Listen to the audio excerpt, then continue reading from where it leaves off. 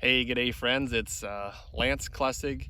Just wanted to bring you an update quick from a field down here in southeast Minnesota. We're in just outside of Rolling Stone, and this is a farm that has a couple years of reduced tillage and planting green. So I want to just bring a quick update. If you want to look down here with me, this is an area of the field that, headlands are on the upstream side of us here, or the downstream side, and this rye was all frost seeded early March with some clover. Here you can see one of our clover friends, if I can get it up, pulled out of the soil. This was seeded around 60-70 pounds, but I just wanted to show you, here's an area of the field that had some more exposure, and so we have a little bit better stand. So there was less residue, but there is clover here and there. We did have a snow, when was that? First part of April that did not help us out. We had a week of cold and a week of snow. So I wanted just to kind of show that that's a good spot of establishment on frost seeding. But then as we get up here,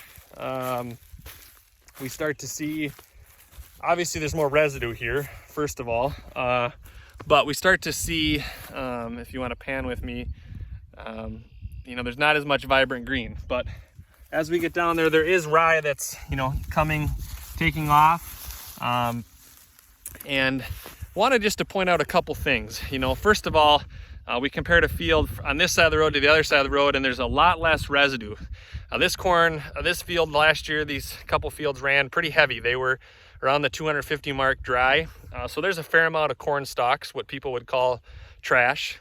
And for those of you that watch my videos, you know that I call that armor, insulation, food, habitat, etc. But wanted to point out a couple things. First off, as I parted the heavy corn stalk mat, we found rye. It's hard to see here, but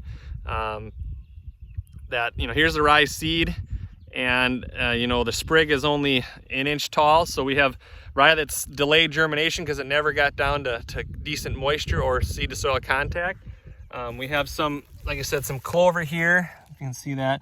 You can see how that clover's been nipped, right?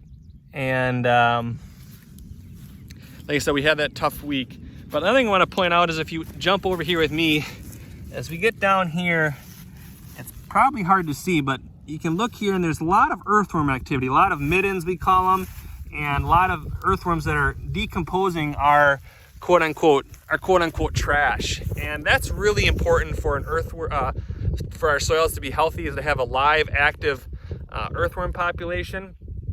That's a sign of resilience. Let's see if I can find my friend here. It's probably pretty hard to see. I'll try to show it to you. But here is what I call a macropore. And it's probably hard to see, but there's actually a corn stalk going down that.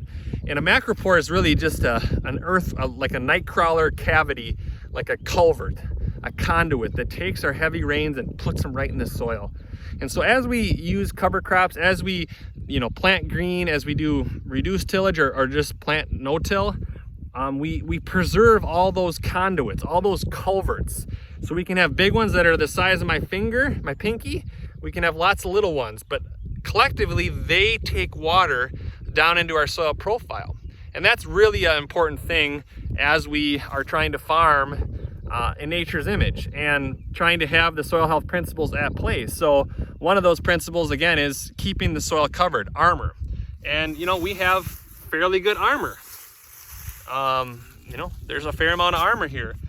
We have live roots. We have a cereal rye plant and a scattering of some small clovers that'll probably get terminated here within a week or so, but because the corn's been in the ground since the first week of May. But again, this farm is changing. It's changing for the better. We are reducing our disturbance. Not much disturbance going on out here, putting the seed in the ground and letting it grow. So again, just wanted to give you a quick update. It's Lance Klessig from southeast Minnesota. Thanks for joining us. If you like our videos, give us a thumbs up. And lastly, if you watch our videos, you know what I always say at the end: choose to make it a great day, and we'll catch you on the next video, friends.